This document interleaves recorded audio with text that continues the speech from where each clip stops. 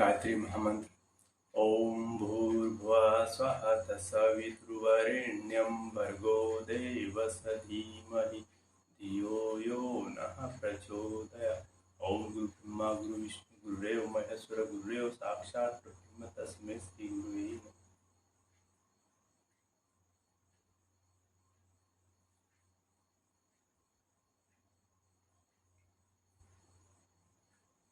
पंचकोश साधना में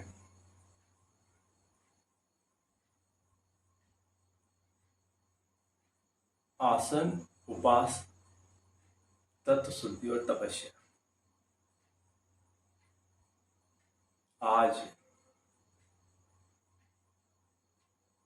तप के ऊपर, तपस्या के ऊपर कुछ प्रकाश डालने का प्रयास करूंगा। तपस्या जीवन के लिए क्यों महत्वपूर्ण है?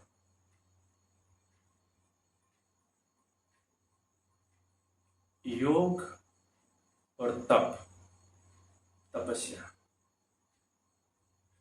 ये जीवन की महानता, कुछ महान उद्देश्य की पूर्णता के लिए ये दो आवश्यक है। तप के बिना व्यक्ति कुछ यदि हासिल करना चाहेगा तो तप करना पड़ेगा।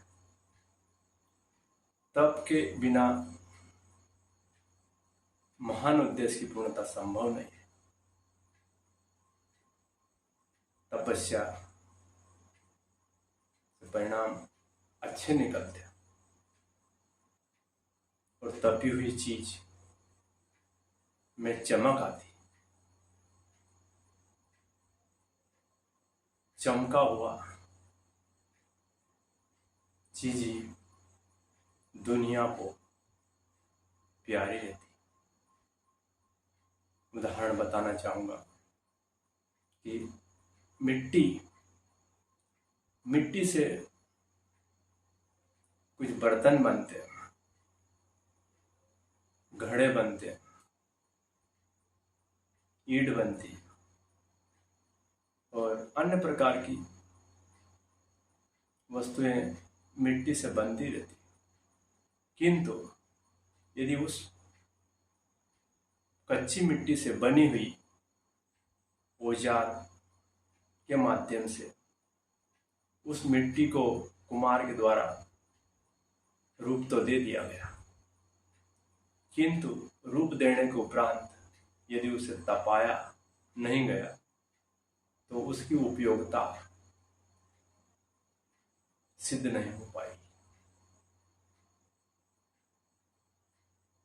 घड़े में पानी की धारण करने की क्षमता नहीं रहेगी, कच्चा घड़ा रहेगा तो पानी खुद ही गल जाएगा। वैसे हमारा मानव जीवन भी एक कच्चा घड़ा है और कच्चा घड़ा को यदि तपा दिया जाएगा, तपने में ही मानव में देवत्व जैसे गुण विकसित होने लगेगा। भाई बहनों, देवत्व को उबारना बहुत जरूरी है। देवत्व के गुण दया, करुणा, मोहब्बत, प्यार, उदारता, ये देवी गुण है और देवी गुण को धारण किए बिना, हमारे गुण कर्म स्वभाव में लाए बिना देवत्व का उदय संभव नहीं है। यदि हम काम, क्रोध, लोभ, मोह, अहंकार जैसे क्षुद्रता को लेके घूमते फिरेंगे तो संभव नहीं कि हम ने देवत्व को धारण किया। मानव में देवत्व का उदय तभी होगा जब व्यक्ति तप के माध्यम से कुसंस्कारों को, कुविचारों को गलाएगा और इसके लिए कुसंस्कार और कुविचारों को गलाने के लिए तप की जरूरत पड़ती है। यह हमारा अन्नमय कोश की साधना का ये चौथा भाग है, तप। तपस्या के 12 भाग बताए गए।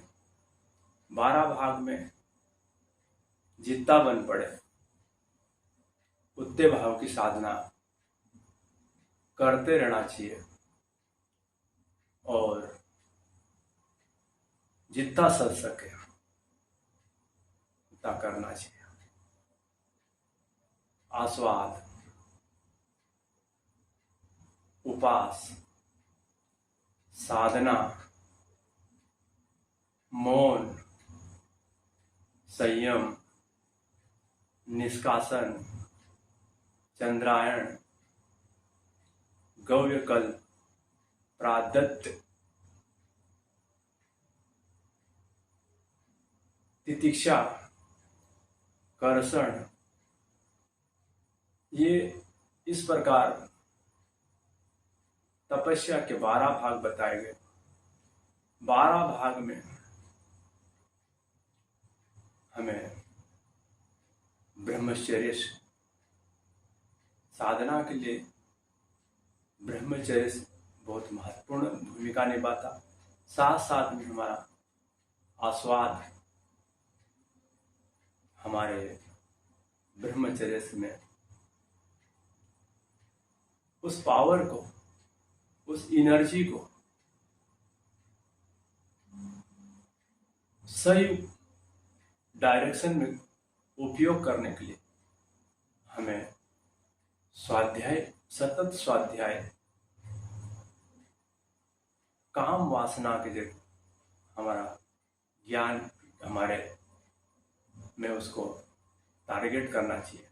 हमारा भावनाओं में, हमारे विचारों में चिंतन और मनन ईश्वरीय कार्य में लगा रहना चाहिए। यदि हमारे विचारणा यदि काम वासना में लगी रहेगी तो हम महानता की ओर, कारण है कि वह हमारे एनर्जी है और पावर है, और पावर का यदि दुरुपयोग करें तो निश्चित है कि हम रोगी होते जाएंगे और महान कार्य करना संभव नहीं होगा। आस्वाद, आस्वाद से हमारे ग्रंथियां, उत्पत्तिकाएं,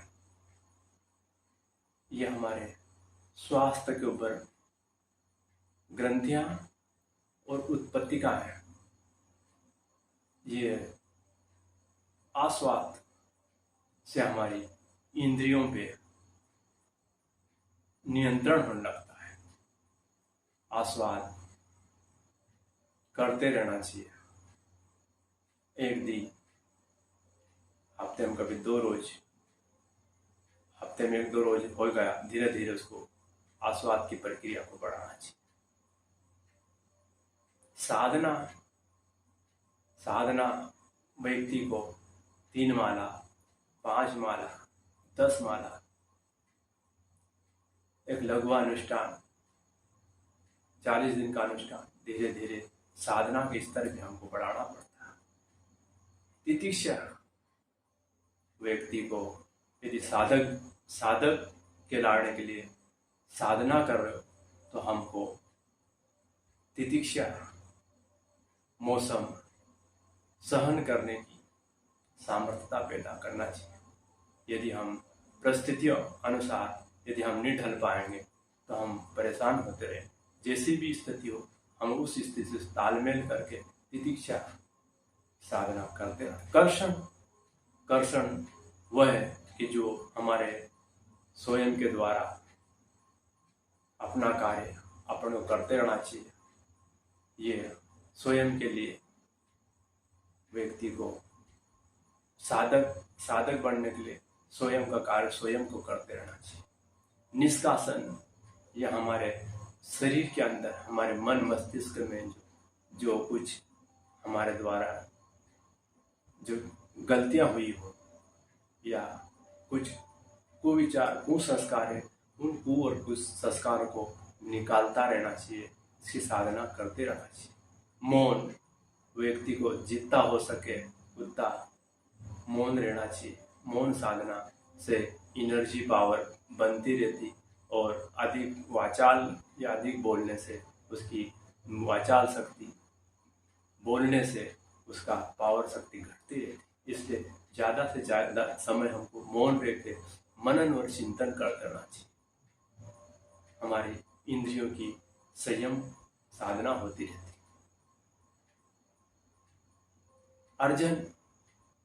अर्जन व्यक्ति को अपनी प्रतिभा को निखारते रहना चाहिए। कर्मकांडी व्यक्ति है तो उसको साधना बढ़ाना चाहिए। साधना के बाद उस व्यक्ति को और उच्च स्तर पे उसकी साधना के लिए व्यक्ति एक ही प्रतिभा पे व्यक्ति से संतुष्ट नहीं होना चाहिए और अपना दिन पे दिन अपनी प्रतिभा को निखारना चाहिए। यह हमारा अर्जन। और प्रातत्व में वह था जो हमारे द्वारा कमाई गई राशि में से कुछ समाज के लिए गुरुदेव ने साधना, उपासना, आराधना, स्वाध्याय के कर्म में यही लिया। सेवा में हमको हमारे यथासमर्थ हमारे पास जो धन है उसका लोक कल्याण के लिए हमको नियोजित करते रहना चाहिए। गव्य कल्प में ज़्यादातर गाय का दूध, दही, गोमूत्र, गोबर आदि का उनका सेवन करते रहना ताकि गव्य कल्प की हमारी साधना हो सके।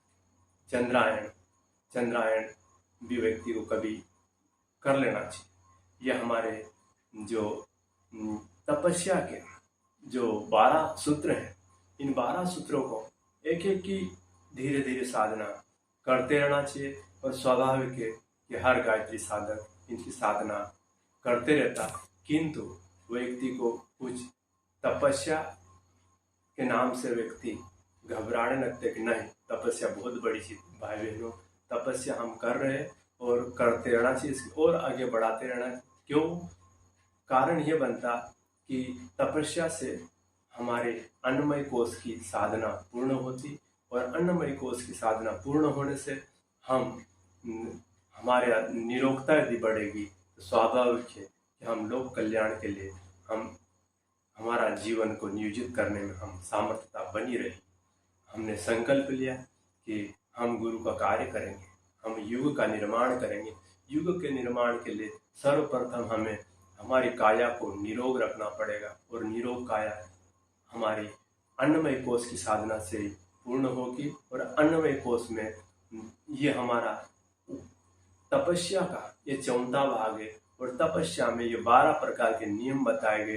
तो 12 प्रकार के नियम में यदि हम एक एक नियम का थोड़े थोड़े से अभ्यास भी करें तो स्वाभाविक हम निरोगता तो पा ही लेंगे और गुरु कार्य करने में कुछ हमारे ललक, तन्मयता, तत्परता, जुनून बढ़ेगी। भाई बहनों, हम सुधरेंगे, युग सुधरेगा, जो हमारे गुरुदेव ने नारा दिया। इसके लिए पहले सर्वप्रथम हमें को ही इसका लाभ लेना पड़ेगा। यदि हम खुद लाभ नहीं ले पाए और खुद हम साधना नहीं कर पाए, संभव नहीं कि औरों को हम ये शिक्षा दे पाए। युग निर्माण जैसे महत्वपूर्ण कार्य के लिए हमारे को अन्नमय कोश की साधना सर्वप्रथम करना चाहिए और करना ही नहीं चाहिए, करना ही होगा। क्यों? कि गुरुदेव ने हमसे अपेक्षा रखी कि हमारा बेटा हमारे लिए कुछ कार्य करेगा। और यदि हम हमारे शरीर की साधना नहीं कर पाए, हमारी इंद्रियों की साधना नहीं कर पाए, तो संभव नहीं है कि हम गुरु कार्य करने में समर्थ नहीं हो पाएंगे। भाई बहनों, अन्नमय कोश की साधना बहुत जरूरी है। गुरुदेव ने अन्नमय कोश की साधना के लिए ग्रंथों में वाङ्मय नंबर 14 साधना पद्धति का ज्ञान और विज्ञान, गायत्री महाविज्ञान और गायत्री पंचकोशी साधना वाङ्मय नंबर 13 और व्यक्तित्व विकास की उच्च स्तरीय साधना वाङ्मय नंबर 20 और सावित्री कुंडली एवं तंत्र जैसे वाङ्मय से हमको साधना करने के मार्गदर्शन मिलता है। और उन वाङ्मयों के माध्यम से हम हमारी साधना को प्रगति की ओर ले जा सकते और हमारे सामर्थ्यवान गुरु यदि हमारे साथ में तो हमें कोई हानि होने की संभावना नहीं है। हमको मार्गदर्शन मिलता रहेगा। शर्त ये रहेगी कि हमको हमारी साधना का स्तर हमको बढ़ाना चाहिए। ओम शांति शांति शांति।